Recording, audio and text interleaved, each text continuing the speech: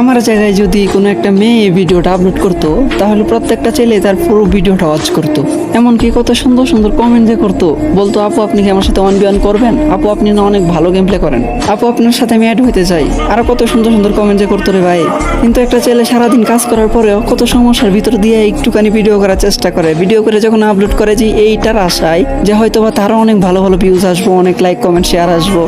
Like comment তো দূরের কথা ভাই, ভিউজই আসে না, 100 ভিউজে যায় আটকা যায়।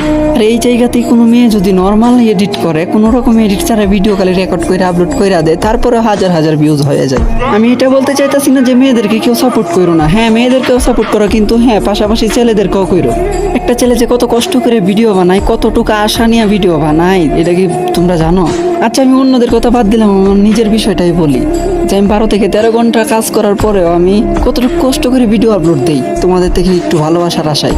আর আমি আমার নিজের জন্য কখনোই সাপোর্ট চাই না তোমাদের থেকে। আমার কথা হলো আমার ভিডিওগুলো যাদের কাছে ভালো লাগে তারা তো অবশ্যই করবো, এটা তো আর আমার বলতে হইব না, তাই না? আমি সাপোর্ট তাদের জন্য চাইতেছি যারা অনেক কষ্টের পরেও কোনো রকম ভিউজ পাইতেছে না। তোমরা তাদেরকে কপি লিঙ্ক করো, লাইক কমেন্ট শেয়ার করো তাদের জন্য।